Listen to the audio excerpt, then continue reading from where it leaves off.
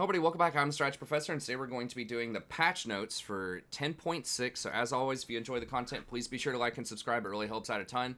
Be sure to check out the rest of the content on the channel as well. We're going to be releasing a support tier list and an all-role tier list as well over the next couple of days. We're streaming every night starting around usually about 11:30 these days, p.m. Eastern Standard Time, and then we usually go till about 3 a.m. Eastern Standard Time, and that's only on YouTube, not on Twitch. So come by, check it out. If you ever miss a stream, you can always watch the replay. And we have a lot of other content as well. We have coaching sessions on the channel, guides, topical guides, champion guides, just all sorts of content. So be sure to go through, check all that out. Okay, let's go ahead and get in here. So I think most of the proposed changes ended up going through on this one. There were a couple last time that didn't quite make it through, which is why I always wait until the official patch notes Tuesday afternoon to do this. But that's what we're working with. Okay, so autofill, balance, and rank. So they are, they say they're going to try to match autofilled players. So if you have one autofill on your team, they're going to put one autofill on the enemy team. I don't think they're necessarily going to be able to match them by role, but they're at least going to make it to where there's less of a chance there's a discrepancy between autofill on teams. And this is a step in the right direction. A big problem still, as we all know, is that people often will autofill themselves, right? They'll either pick a role they don't know how to play, or they'll pick a champion they don't know how to play. So that's what happens a lot of the time. And when people say, I got autofilled, oftentimes what they mean is I got the off role. That is not autofill. If you get one of the two roles you select, so you select mid lane as your primary and you select top as your secondary, if you get top, that is not autofilled, that is just getting your off role. So what this is talking about is if you get not one of your first two choices, right? So if you get a third role, that actually cannot happen as support. So this will not apply if you're a support player ever to you personally. Because you're always guaranteed to get one of your top two spots if you queue up for support or fill. But it will help in a lot of situations where there could be potentially multiple autofilled people. They're also trying to work towards, they say, a parity on the number of pre-made. So if you have a duo on the enemy team, it's more likely you're going to have a duo on your team. So they're trying to do that more, but they said that they weren't quite able to get it where they wanted to get it, so they're going to look at that on a future patch. So this is good. Should allow for some better matchmaking, at least in those scenarios where people legit do get off-rolled, where they're not just playing a champ they don't know how to play, where they're not just playing their secondary role. So maybe in like, I don't know, 20% of the games or so, 10% of the games, whatever the number is, where you would have an uneven amount of autofills, now you're going to have some parity. So that'll help out a little bit.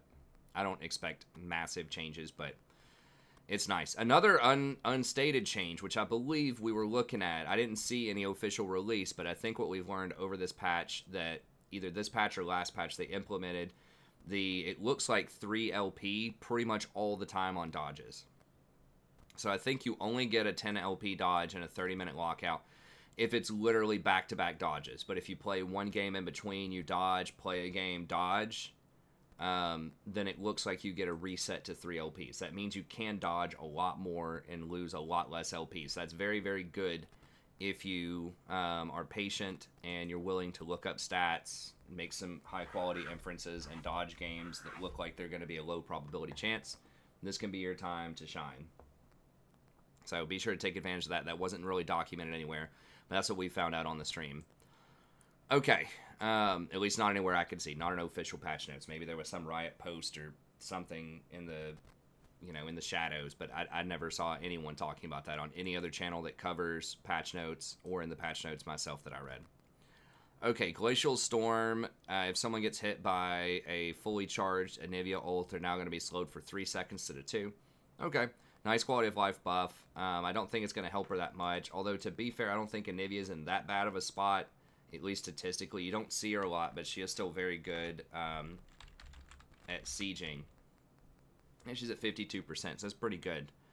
So she's still, very good at sieging, very good at team fighting. If they have a lot of melee on their team, they don't have a lot of dashes, then she can take advantage of that. So she's in an okay spot right now, I think. I know Jolty's going to disagree with that. Jolty loves Anivia, but she seems to do, all right. She's not very great, very good at roaming, but she is very good at pushing and defense. And if you have, a split pusher on your team, like a Fiora or something that's going off, then she can be very, very good just to place in mid lane and just clear waves while you're splitting, especially if you have a 1-3-1. So if you have like an Echo trying to split bot lane and your Fiora splitting top lane and you're just trying to hold middle with the support and maybe like one other person like the AD carry, then she can do very well at that. So I think she's good at what she does. She's just not going to be amazing in every situation. Okay, Aphelios, they're nerfing him again. I mean, this is pretty much strictly for pro play because I feel like he's not that great in solo queue right now. Like, he's okay. He's not terrible, but I think his win rate is... it's not bad. I mean, it's like 49.5%, but... they're lowering... I just don't think they needed to nerf it 3 times, and these are all, like, big nerfs. So they're lowering his heal 3% at early levels.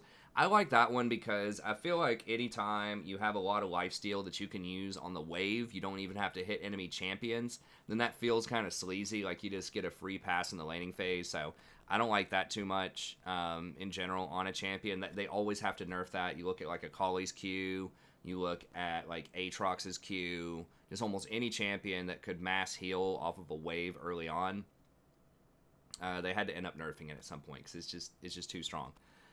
So I like that nerf. So that probably would have been okay. But like this other stuff might be a little much. So the AoE damage to minions is 30%. So it's going to give him less wave clear. Probably okay. And then the Crescendum does 24 to 164% total attack damage. So I'm not even really sure. I don't see him using Crescendum. I mean, I guess there are some fights where it matters. But maybe it's okay. So he might lose 2% off of this, 1 or 2%. But he is the thing is he's picked all the time in pro, like, and that's what they were citing. But he's 50-50. Like, yeah, he does have a lot of presence. I mean, the thing is, it's just that like the other 80 carries are just bad. Like that's what it is. That's why everyone's picking Senna and Aphelios. Not necessarily because they're super OP in the abstract, but because they're like the only options for 80 carry pretty much. They're pretty close. Misfortune was interesting for a while there. She's also at 50%. I mean, who do people even play? I mean, if you start scrolling down, you know, you don't get to another 80 carry for quite a while. Right? Eventually you get down to Varus, who's doing all right. Kallista's been doing extremely well. I think she'll get nerfed in a couple of patches, but anyways, it is what it is. He got nerfed, so he's okay if you're really good on him, but there might be better choices out there. Okay, Darius, good. Glad they're nerfing him. It's just too strong now. I don't know what his win rate is, but it just feels like this champion is just a really high impact. I imagine, especially at silver and lower, he's very strong, but even like in platinum and low diamond, this guy's just too good. He's almost at 54%. He's just very reliable. You know, if he lands that hook, you're probably going to die. He's good against squishy, good against tanks, good in team fights. You know, can itemize almost full tank and still just destroy everybody with his base damage and Trinity Force or Black Cleaver. And he can take Ghost, which is what a lot of people have been doing lately with him. And it just makes it to where you can't really get away from him at that point. It's so difficult. So this is a decent nerf. I mean, bonus physical damage on his W. Okay, he's doing 10% less damage on that. It costs a little. So they're like making it cost more mana. But the thing is, like, he doesn't need that much mana. I don't think. I mean, I haven't ever played Darius, I don't think, or at least not in a long time. But I don't think that mana is a thing because you're not spamming stuff. You're just basically going for the kill on his Q. I mean, I guess you use the Q for wave clear. But, like, on his E, you know, you're going for E's. You're just kind of looking for an all-in, you know, and a kill. So, I don't think the mana costs are going to matter that much. Could be wrong about that. But I feel like it's not. If it is, I mean, I guess he could go for Presence of Mind or something like that if he really needed it. But I don't think it's that big of a deal. So he's losing 10% damage on his W, his auto attack reset. This is not going to matter. He's still going to be really strong. In fact, I think he's going to be stronger on this patch because of how they're nerfing Teleport, which we'll talk about here in a second. But the fact that he almost always runs Ghost means that he's going to have a huge advantage and that he's a lane bully and can dominate a lot of other champs. If he gets ahead early, you're no longer going to get that free bailout because of Teleport. So I think that's actually going to make him a lot stronger, the Teleport nerf, even though this looks like he should be weaker because this stuff's just not going to matter, I don't think. they're giving him a light nerf. It's like, dude, hit him with the sledgehammer. He's too good. He's been really good for years in silver and lower. Now he's taking over, like, in diamond and platinum. He's so hard to deal with. He's got a 47% ban rate, like, and a 54% win rate. I don't know. It's too much. Okay, Draven. So they're giving him extra movement speed on his W. Draven is difficult to buff because he already does so much damage, and if you're really good on him early on, you can still take over.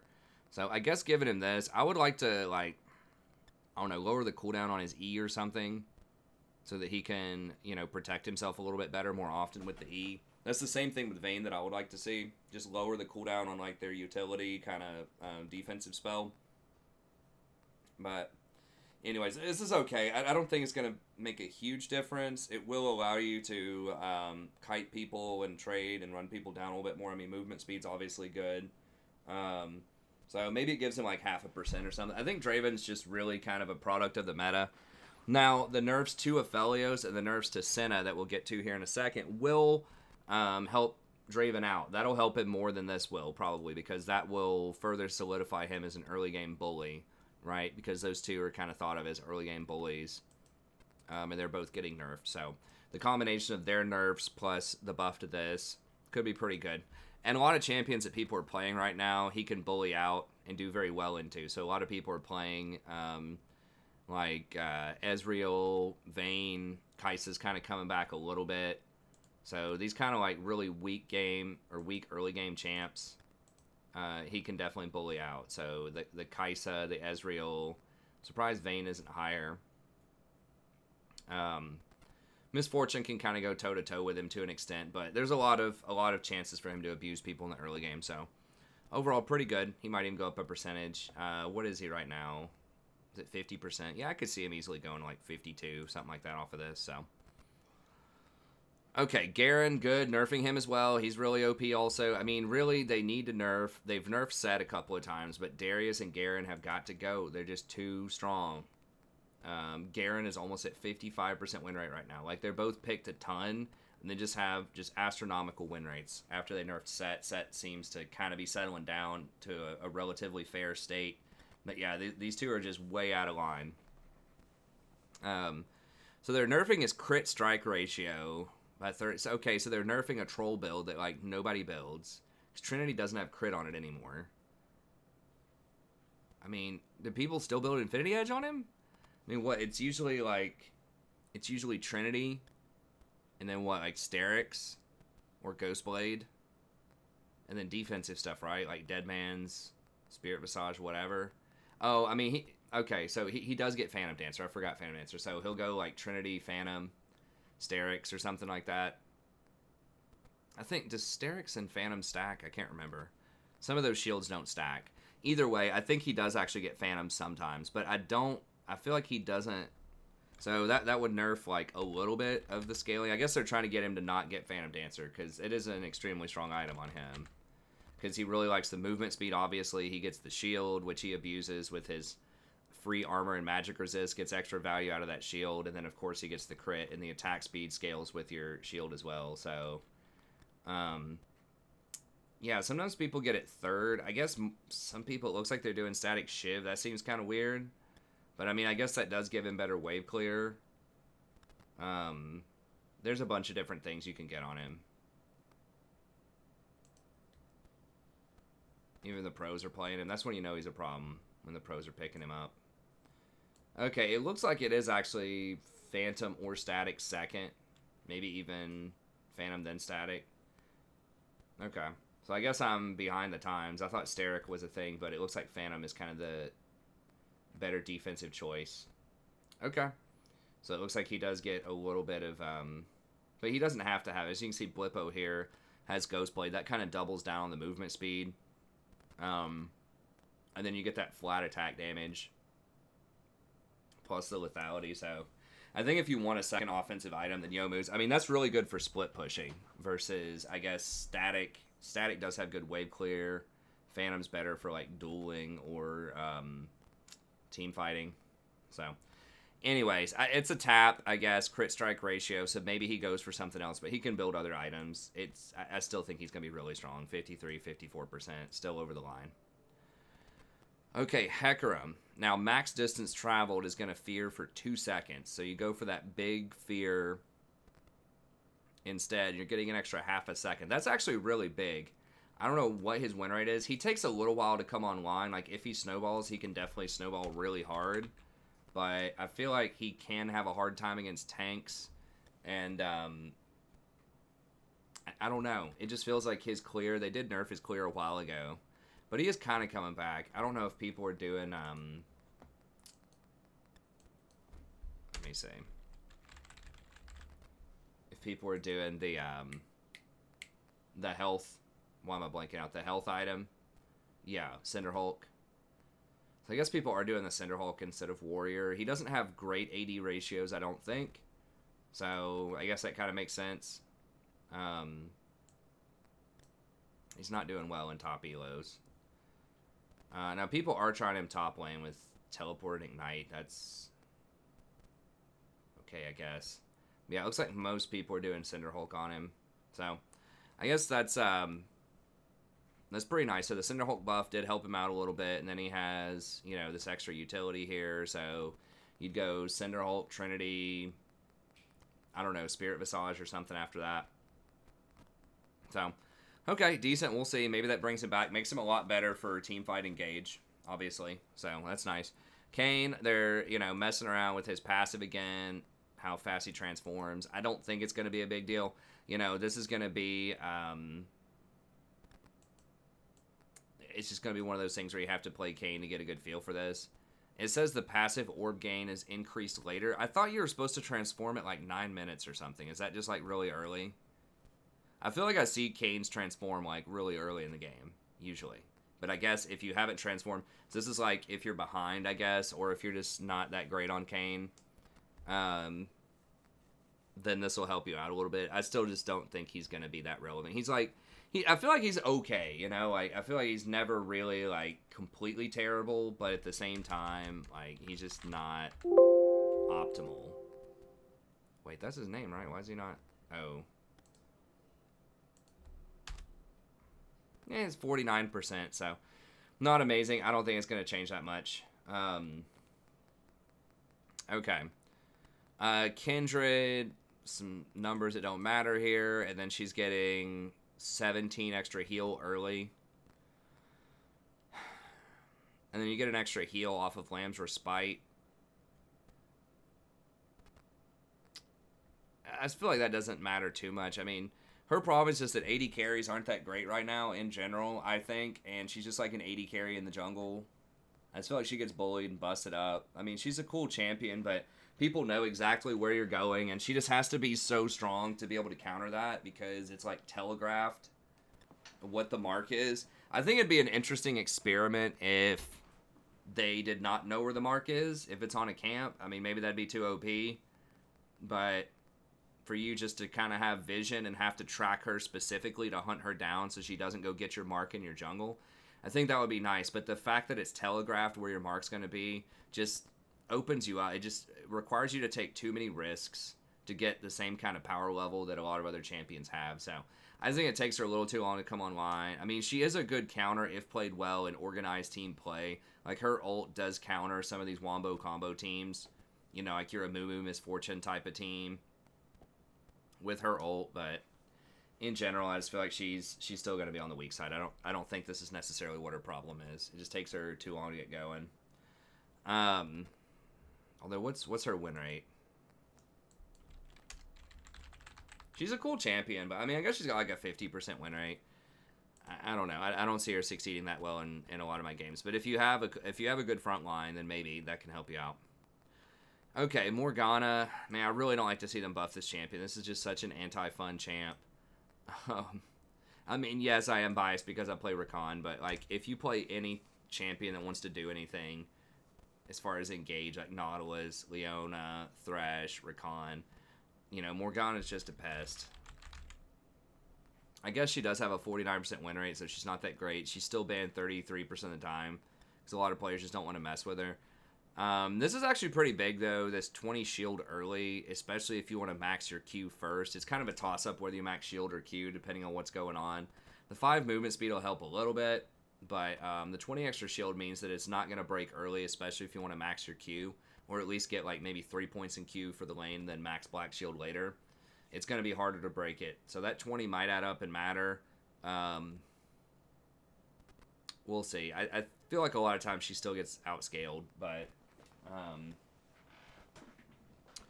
she's still potentially going to be better into those matchups, especially champs that have relatively low damage that would have a difficult time breaking that shield, like a Thresh or like a Nautilus would probably have a hard time breaking through that shield. Blitzcrank's going to do so much damage, he's just going to smash right through that shield probably, but he can actually, well, I guess if you get the shield on him before the hook lands, if you're leveling your shield, it will be bigger than his hook, probably. So you won't get the hook off of it. I think it actually, even if he breaks the shield with the hook itself, I think that it still blocks the CC. I'm not sure of the order of operations there, but I think it'll still block, even if it breaks the shield. Okay, Rise. Mana growth. He's getting 40 extra damage on his W. That's actually a pretty big deal. I'm not sure what he maxes second, if it's W or E. It says it wants him to be good at level 18, so I'm assuming this is his third max typically. So if that's the case, it probably won't matter. Probably won't matter that much unless it's like super late in the game. Let me see.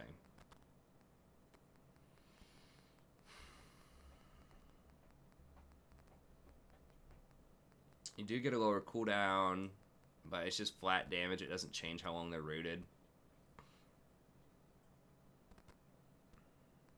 So this is 80 damage total. This is 80 damage total. This has a higher ratio, but that doesn't really matter that much because the ratio stays the same. Yeah, so I think you're supposed to max your E second, I think, and then your Q first. One of those. You might actually max your E first. I'm not sure, but it's not your W, so it probably won't matter. So this is only going to matter if you're like level 13 to 18. It'll matter, but otherwise probably not. So I'm not sure if Rise, like what his position is right now, but I feel like sometimes I see him being relevant and good, and other times he's bad. Overall, he has a pretty low win rate, though. So maybe it helps him out, give him 0.5%, but probably not going to matter. Okay, Senna. So support Senna is currently too strong. So what they mean by support Senna is the fasting Senna that people call it, right? Where you get a little bit of CS, but not that much, and you primarily just try to harass most of the time later on, and just abuse the support item. So they're trying to nerf that. Now it's 0.75 attack damage per soul. I think it's probably a pretty good nerf because some of the Sennas, like doing the fasting Senna thing, people were getting, like, I don't even remember what the number was, like 40 souls in 10 minutes or just some crazy number. So lowering that by about 25% seems appropriate to me. It's still the same number to get the crit and the range. It's still every 20 souls. I was thinking maybe they would just change that. So they're still making like the big break points the same, but they're lowering your overall attack damage. So if you're thinking in like the mid game, even like an okay Senna player is probably going to have at least 20 by 20 or 20 by 10 minutes. So lowering that by a fourth would take it down to 1680 instead of 20. And then at 20 minutes, so you'd be losing 4 AD, which is roughly like 140 gold. And then, so basically every 10 minutes or so, if you're getting 20 souls per 10 minutes, it's going to be 140 gold lost. So 140 at 10, 280 at 20, and then 420. Yeah! 420 at 30 minutes. So it's not that much in terms of gold value, honestly. It's really not that much. That sounds like a lot, but I think she'll still be pretty good. And then the innate weakened soul, so you can only land a harass every 6 seconds at early levels. I think that's fine. A lot of times people are waiting on their Qs anyways. I mean, that's also, I think Glacial Augment, 6 seconds on the auto, so I think you're still gonna have similar harassment patterns. I mean, if you were just like a god triggering this every 4 seconds on cooldown, you know, you would get 15 souls per minute or whatever, and nobody's doing that, right? So even now you're going to be limited to getting 10 souls per minute, right? It's like, dude, no one's no one's going to be that good at it. I mean, maybe like a challenger down, like playing like smurfing in silver or something can get that many souls, but you know, it's still a reasonable person is still going to get a lot of souls off of this. I just don't think it's going to matter that much. So yeah, I think she'll be strong. Will it pull her down? Maybe a little bit, you know, but I think she'll still be like 53%. I think right now she's what, like 54 or something like that. I think she's still probably going to be the top ADC, proper ADC. I think Cassiopeia is the best overall in a lot of circumstances, but I think Senna's definitely in the conversation. Okay, AD Shaco's too strong. I don't think so. I mean, I don't know. He does have a really high win rate. I mean, let me see his build.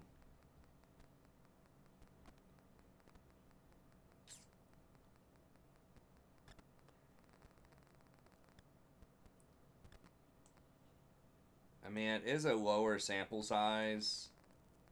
It does have a higher win rate there that if you rush a Dustblade. I thought you were supposed to get Tiamat. I guess this is his first completed item. So I'm not a Shaco expert, obviously. I'm not sure, but it looks like, I guess, most of the time, the AD build looks to be more popular. I feel like the AP build is similar. Okay, I guess. I mean, they have better stats than I do, so we'll just defer to them. But yeah, I feel like when he's scariest to me is when he goes AP. Because when you go AD in the jungle and you have like AD top, or if you have an AD mid lane, it can just really throw off the balance. Anytime you have an option to go AP in the middle, it seems like, or in the jungle rather, it seems like it is probably a good thing. But anyways, okay, whatever, that's fine. 60% total attack damage. Seems okay. That's also going to nerf AP Shaco a little bit, although not as much, but it is total attack damage, not bonus attack damage, so. Soraka, so she's getting 10 extra healing off of Star Call. I don't think it's enough. So they took away, what, 40 or 50? Something like that. She is getting some extra movement speed back, although her W, you know, is a free heal now. So, you know, I'm not entirely convinced that she's, like, ultra gutter tier. Like, maybe this will help out a little bit. She's at 49%. I mean, maybe this gives her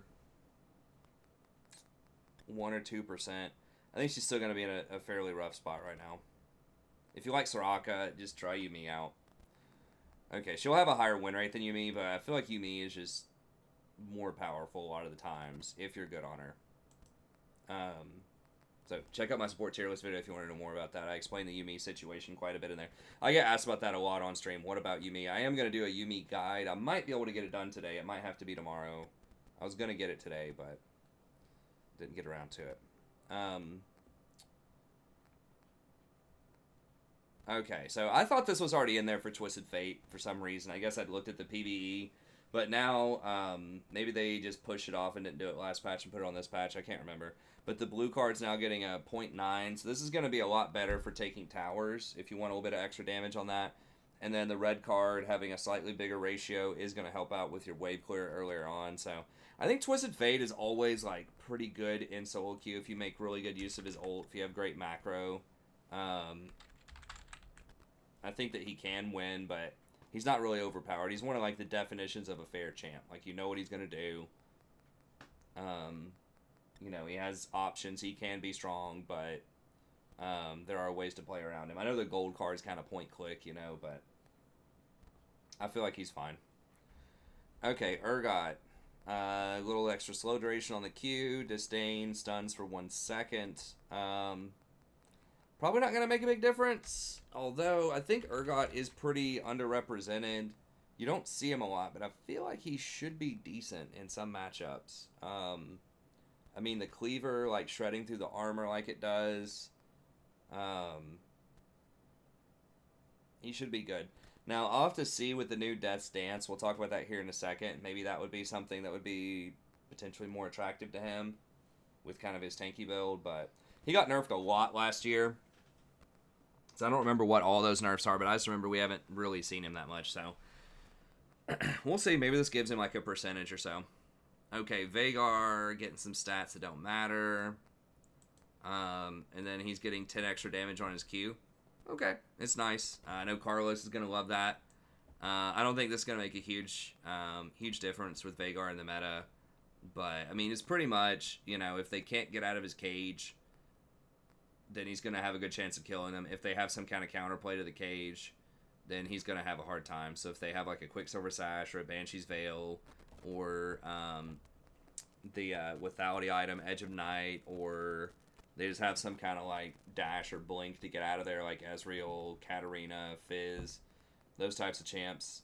So he's just kind of matchup dependent, but he does scale really well. You know, he can do a lot of damage. His ult, or his W does bring a lot of utility to team fights. So, you know, I think he can be okay. But, you know, once again, I feel like he's going to be kind of matchup dependent. And then Wukong, now I tried to study up on this. I feel like this could potentially be really strong. And I don't say that just because it's reworked. I try to be honest with you guys. There are some things that get reworked that I just feel like aren't really that great. But I think that he might be pretty good. So he's got some stat changes, which don't matter that much. The extra mana early on is kind of nice. They're trying to make him more susceptible to mages. So they are lowering his magic resist, and then they are taking away the magic resist from his stone skin, but they are giving him more armor. So it's 5 to 11 per nearby champion. And then this says the bonuses are increased by a lot every time he hits somebody, or the decoy hits, up to 500%.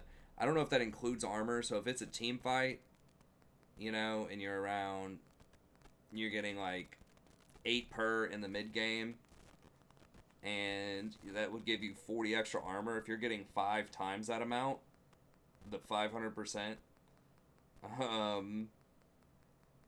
you know, that would be like 200 free armor, which is absurd. It's like 6,000 gold worth of armor.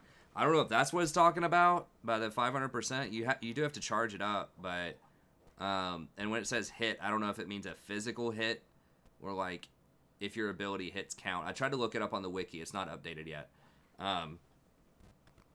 Or I don't know if that just means the health regen, where you'd get 2.5% of your max health regen per 5. This is okay. I mean, basically what this comes down to is 5 health per 5 every 1,000 max health that you have. So 1 health per second per 1,000 health. So you have 3,000 health, 3 health per second. So it's not like an insane amount, but it's okay. So that's all right. I think it doesn't say anything about this, but I think it still crushes armor, which is really good. That means the rest of your team does additional damage in addition to you doing that damage if he still has the crushing armor. So that can be pretty strong, obviously. They are making it bonus attack damage instead of total attack damage. Looks like it's about even because it's got 30 more on the base. So in a lot of cases, that's probably going to be better. And then the maximum range is extended a little bit later on. Okay, it scales, so like a quality of life thing there. Then whenever either you or the decoy do extra damage, then the cooldown is reduced by 0.5 seconds, but the base case, when you level this up, is going to be 7 seconds, so it's adding 2. So you have to hit them like 4 times before you get the same cooldown that you used to have, so it's kind of a nerf on the cooldown, but overall, so like similar damage, some quality of life stuff, which is okay, for a little bit more cooldown. So it's kind of a wash there. Now, Warrior Trickster, this is one that's interesting. Now, this says it cannot go over walls. There are some videos. I did watch like a Bunny Fufu video or something earlier, which I was like, man, I can't. I mean, no hate to Bunny Fufu, but I'm definitely not the audience for his types of videos. But I was just trying to find anyone who was playing with like the new Wukong. But, so it's a 300 dash that can't go over walls. So he still has that dash, and he has the Nimbus Cloak dash, which Nimbus Cloak has to be targeted, I believe, to an enemy. So you can't do it to wards or anything. But the warrior now gives you another dash in addition to Nimbus Cloak. So you should be able to now dash, like, out of a bush, dash, then Nimbus Cloak, then ult. So, and I don't remember the range on Nimbus Cloak. I think it's like 300 or something. So that means you have like 800 effective engage range to get on somebody out of a bush. That's a lot. So you used to, and you can still run. I think you're still invisible. So you're still invisible for some set amount of times. It says it added the dash, not replaced the dash with something else. Yeah, Crushing Blow gets rid of 30% of the target's armor, which is really nice. So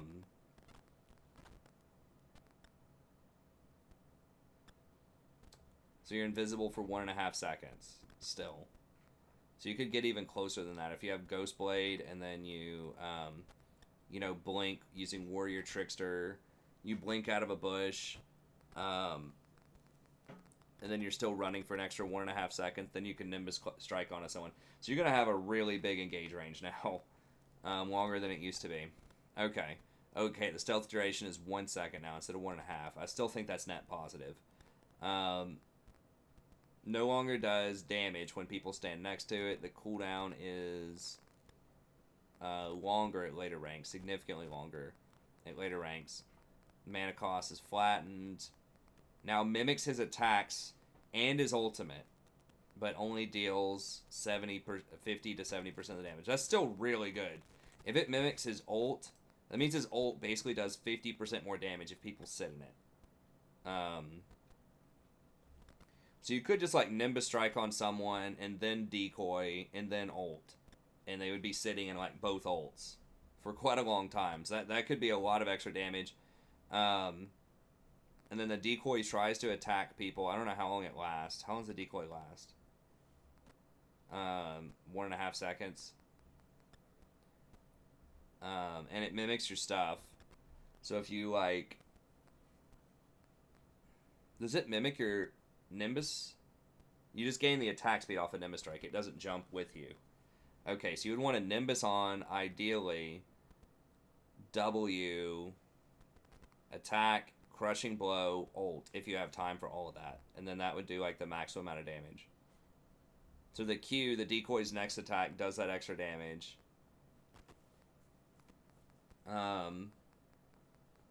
So this knocks up champs that have not been knocked up from the initial ultimate cast on Decoy. So looks like it's better. The dash is certainly very good.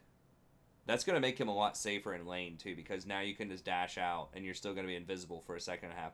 So I heard some Wukong mains, you know, complaining, well, all these other champs can dash over walls, too, and blah, blah, blah. It's like, yeah, man, but, like, you didn't have it before, now you have it. Be thankful for what you have.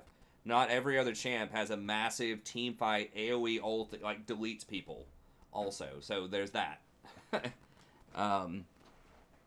I'm not saying Wukong's like ultra OP, but he's always been really good late game. I mean, he just does so much damage, and he can just like delete an entire team, and he's like fairly low skill cap to do that. So anyways, that seems like that's a buff. This is extra damage, okay. Oh, hold up. So it's ability power. Ooh, why would they do that? Okay, I didn't notice that before. Okay, so that basically just takes away all of his scaling, because you're not getting magic damage with him, because nothing else has it. Why would they do that? I guess they want to do mixed damage, but like, that just makes like lethality way worse, because magic damage doesn't benefit from lethality. It's only physical damage. So that's actually really bad, because that's not only going to hurt his scaling with this, but it's going to hurt his scaling if he gets lethality or like a mortal reminder. His crushing blow or whatever lowers their armor. So that means that your E would have scaled off of that too. That's actually a huge damage drop. Like, yes, they are giving you 15 base early on. I guess later on they're giving you 35, but losing 0.8 bonus attack damage... I mean, if you had 100 bonus attack damage, which is not hard to get to, you would get 80 extra damage. This is only giving you 35. And with all those other multipliers missing, like, that's a lot of damage out of your all-in. That's just terrible. Why would they do that? Yes, that is a massive, massive nerf. So whatever extra gains you're getting, like, here, maybe in terms of damage, I think is going to be completely erased by the Nimbus Cloak. It's going to hurt your all-in tremendously. And realistically, a lot of times you're going to have to use this to engage anyway, so, like, the clone is not going to be doing that much for you if you're using that to engage. Okay, well, that's really rough. Bonus attack speed, 10%, okay. Duration, 5%, okay. You're not going to be auto... I mean, you'll auto-attack some, but usually you're just trying to delete people with your ult. And you can't attack while you're ulting. Cooldown... more, but goes down over time. Cost is cheaper, okay. Distance, huh. Man, that's brutal. Early game, I guess maybe it's a little like the 15 early game might matter a bit more, but that's a huge nerf to his scaling. Okay, Cyclones. This is probably the most interesting thing that's going on with him. He can cast your ultimate twice. So you cast it once, do a ton of damage, and then you can cast it again after a delay. So it only knocks up for 0.75 instead of 1 second, but you can do it twice now. So you can have a total of 1.5. Spin duration is 2 seconds instead of 4, so you're getting the same overall duration.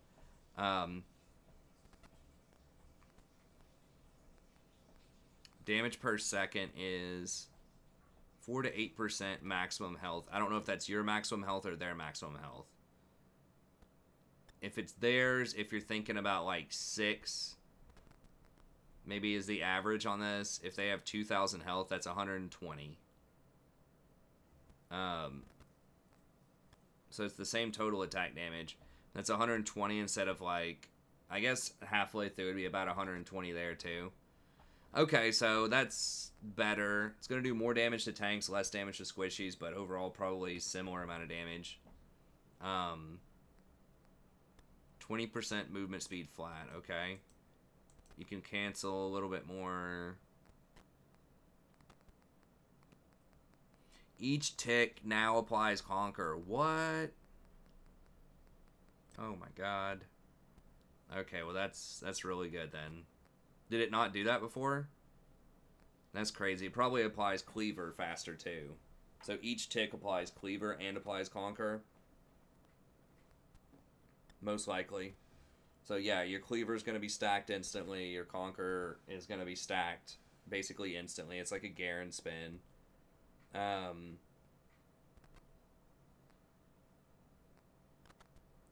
And it holds onto the attack speed from Nimbus Cloak so that you get it once you finish your spins. Okay, I think that's really good. I mean, obviously, like, you can dash in, do your thing, knock them up. And then if they dash away, then you can do some more stuff. So I guess you could come running in with Ghostblade and then, like, come out of a bush, Nimbus strike them. And then, you know, Q them, ult.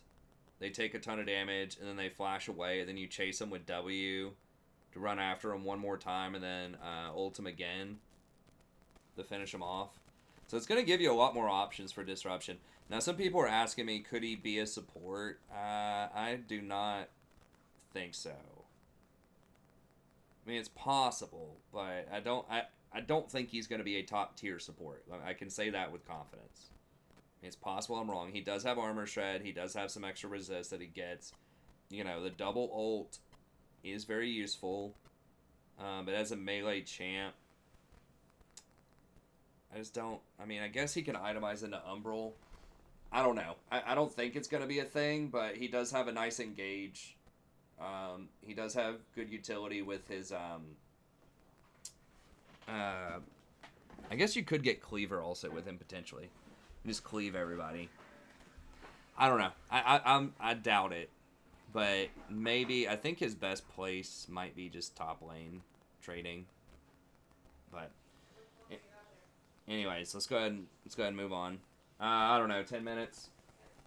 Why is that?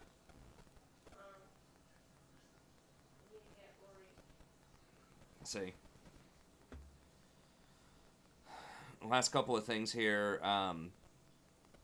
Okay, Xerath, they're giving him a lot of extra damage. Like,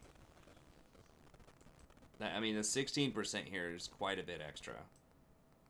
Why are they buffing him, man? Like, he's just a one-trick champ, but he's already really good. There's virtually no counterplay to him if he is really good in solo queue. It's just from so far away.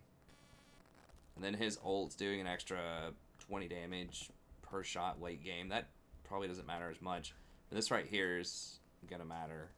So, if you like Xerath support, I guess he can be pretty good. So, it's not going to matter for a lot of people, but for the people that are good on Xerath, that's going to be a high-quality buff.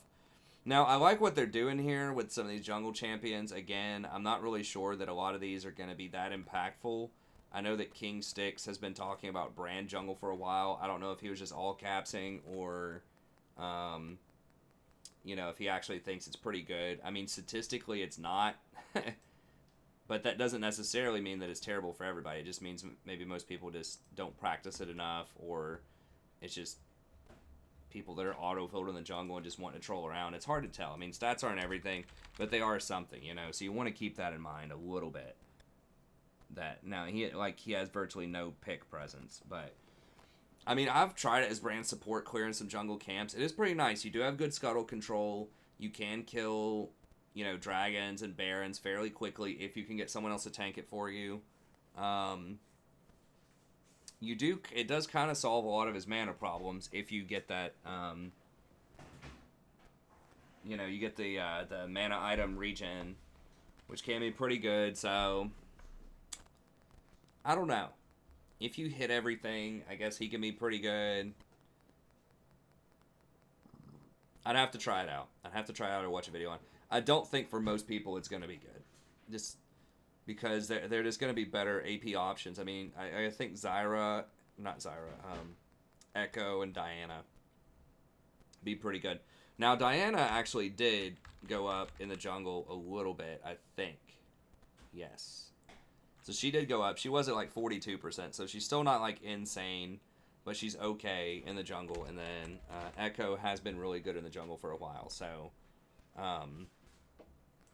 we'll see. I feel like there are probably better choices, but if they do have a lot of like melee on their team, you know, they have like 3 or 4 melee champions and they're all going to be grouped up, and you have a lot of like CC and you have a tank or something top lane and support, you know, maybe you can make it work.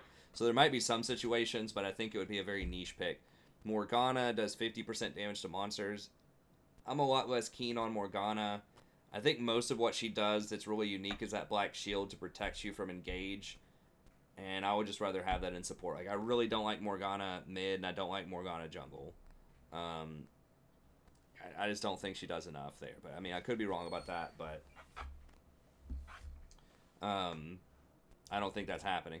Now, Shin is 120 damage on Twilight. The damage is already capped against monsters. The percentage damage, I believe. So, I don't think Shin's going to make the cut. It's possible. I just think his clear is going to be too slow. And his ganks are just too conditional. So, I do think that Shin is getting, like, pretty decent in the top lane right now. But I think that in the jungle, it's probably not happening. Now, Teemo is interesting. A part of me thinks like that this could be good. The blinding dart duration is 100% longer against monsters. That means that like early levels, I think even level 1 is like a 2-second blind. That means, you know, it's just straight not doing damage to you. Now you can usually kite a lot of the camps also, but that's gonna be really good for Blue and Gromp. And keep him relatively healthy. You do get the extra bonus attack speed from, you know, you can always fight from a bush pretty much in the jungle, or a lot of times you can. You can at least go invisible and then wake up and get a lot of extra attack speed. So yeah, Blinding Dart. Oh, it would be 3 seconds. So level 1, 3 seconds against blue of like free hits. And the Toxic Shot does 150%.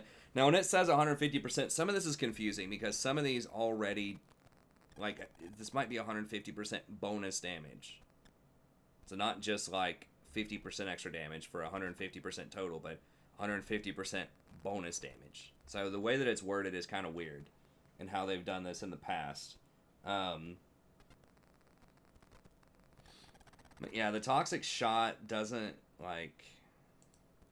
It just refreshes whenever you land the hit. It does have an on-hit component, but it's really not that much of the damage. The rest of it's just a refresh. So it doesn't, like, stack up and do a ton of extra damage over time. Right, like a Twitch Poison or something like that. It just strictly refreshes. So really, it's just 10 extra damage on hits. I mean, that does add up, but I just feel like that's not going to be an amazing amount. I think if you are jungling Teemo, that you might want to go for Blinding Dart. Because that's going to give you, like, more burst, and that blind, especially against some physical damage dealers in the jungle, if you hit, like, Lee Sin or something with the blind, which is kind of ironic, but, like, or Xin Zhao, or just really any other jungler that you run into, and you blind them for 2.5 seconds, that can be really tough to deal with, especially if you jump at them out of a bush. Geez, I don't even know what you'd take. I mean, what if he took something like Halo Blades? Would that be bad? I'm trying to... What does Teemo even take? I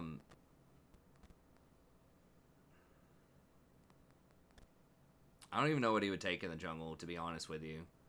I mean, you could do Halo Blades, and then you come out with the lethality thing if you're wanting to pop out of stealth and do some damage.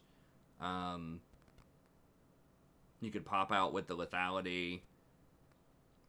Then you'd have Eyeball Collection and Ravenous Hunter, potentially. I'm trying to think. You could also do Ulti Hunter for more shrooms. This would fix Teemo's mana problems a little bit, too, because he kind of can run out of mana, and it makes you want to get something like a, like a Ludens early on. But the mana item in the jungle is way more efficient and gives you like it's like a little mini Ludens. And you have the extra mana early on. So, I don't know. It seems like it could, in theory, be okay. But it's probably trash. But I don't know. I mean, maybe that blind is enough. I mean, that's a lot less damage that you're taking when you have that blind. I mean, when you max this thing out, it's 5 seconds of no damage. What? Hold on. The cooldown's 8 seconds. Is that damage to monsters? Hold up. So if you get 40% CDR,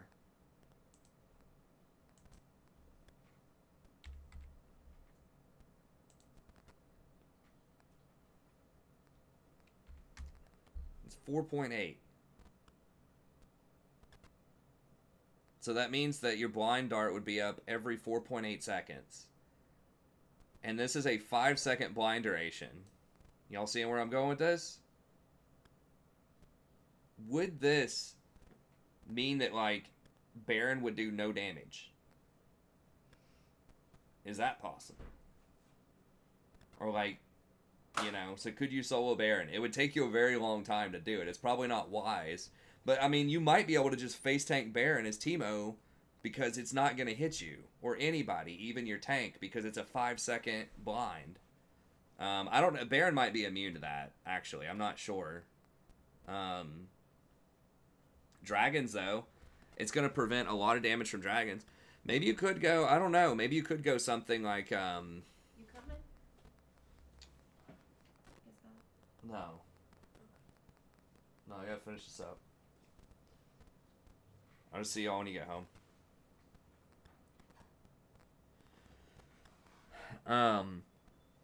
I mean, yeah, you take a lot less damage from Dragon. Even if you, like, get this up to level 3, that'd be 4 seconds. It's 8 cooldown at all ranks. I mean, you'd run out of mana probably before you were able to kill the Baron off of those blinds. But it is interesting. You could take Presence of Mind. So you'd have a huge mana pool also. I don't know. It feels like there are possibilities, potentially. I mean, you could go for something like a crazy Blood Razor, Gnasher's Tooth build, but I think you'd probably still just go the jungle item, the AP jungle item, Leandries, and then something maybe like Gnasher's. So, I don't know. It's possible. Teemo's the most interesting one, I think, out of these that could go. What's the deal?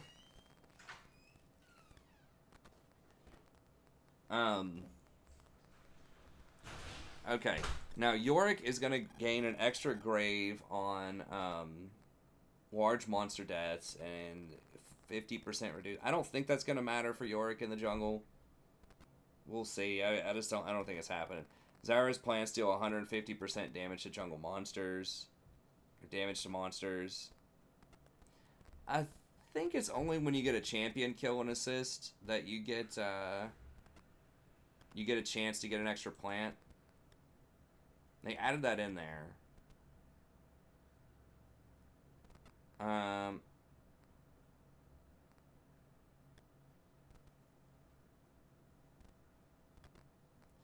Okay. Xerath stores a seed. Grant a 20% charge towards a seed. So every time you kill a jungle monster, you get a 20% cooldown reduction on your next seed. And then you randomly get seeds every so often. Every like 13 seconds, you gain 1 or 2 seeds. It's possible. Now, once again, if that's a bonus 150% damage on top of your normal damage, that could be really good. But if it's just straight up like only 50% more damage, that's probably not enough. But maybe, I mean, she can, you know, if her plants, you could potentially tank enough. I doubt it. I don't think it's going to be that great. But they're just trying to add some more fun stuff in the jungle. So we'll see.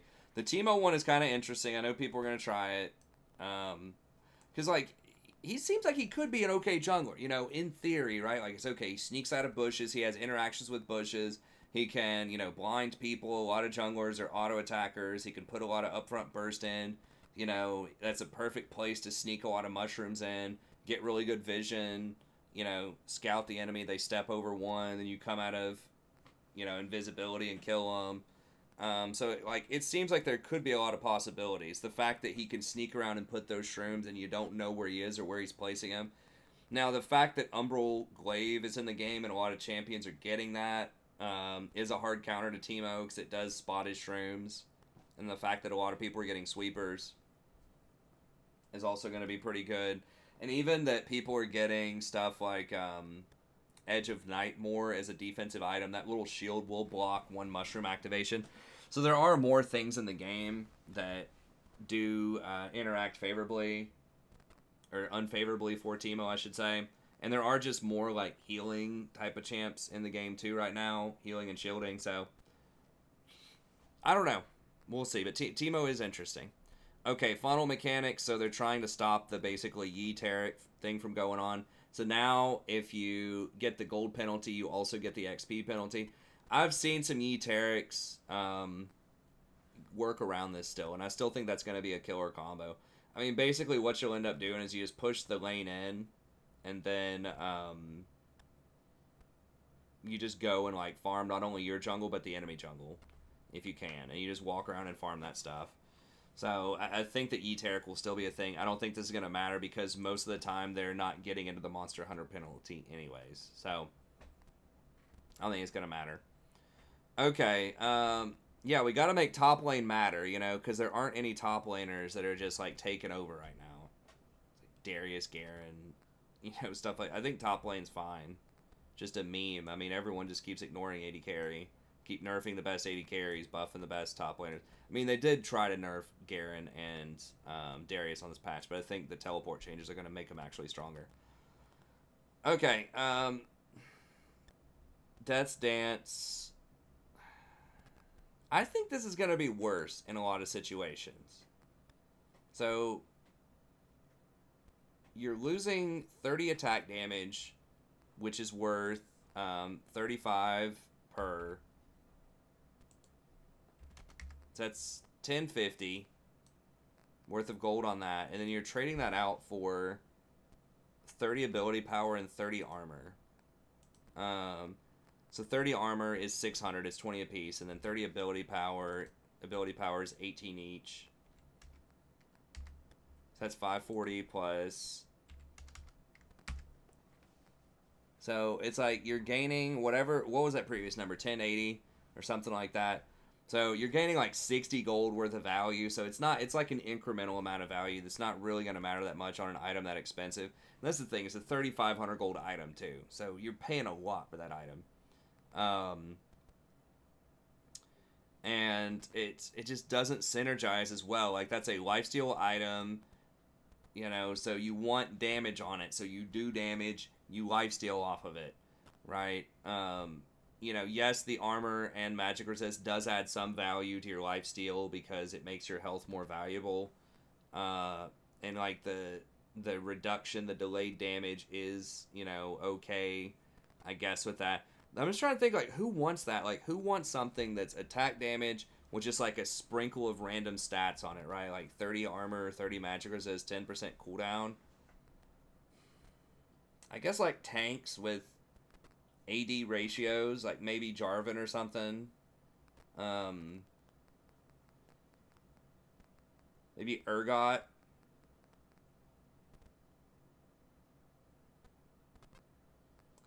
I mean, I guess champs that just have really terrible AD ratios that still want the lifesteal and like that delayed damage effect.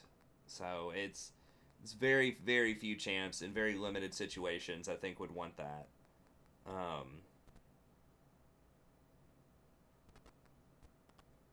Oh wait, hold on. They changed the passive. Somehow I blanked out and missed that. Okay, so stores all the post mitigation damage. Take it. Okay, so stores 20% of post mitigation damage received for melee champions, 30% for range, and takes it. Okay.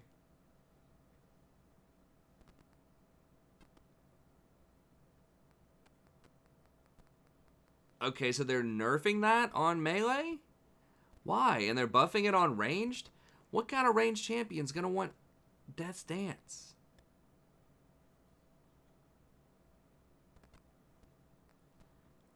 I don't know what they're thinking. It doesn't make any sense. I mean, are they thinking of like like Urgot, right? Urgot, weird range champion that might want that, but I don't know. Seems bad. Okay. I feel like the numbers were different because everyone was saying how OP this was like a month ago when they were testing it, but I feel like they've dialed back the numbers. Like, didn't this used to be like 65 damage or something, or 60 damage? Or maybe this used to be 40. I can't remember, but I feel like it used to be better than this current iteration of it. Okay, teleport. 420, so it's an extra minute. So it was a 6-minute cooldown, now it's a 7-minute cooldown. But it goes down to 240. I don't know the levels on this, though. When does it hit 360 again? Like level 5 or something? It also grants 3 seconds of a lot of movement speed upon completion.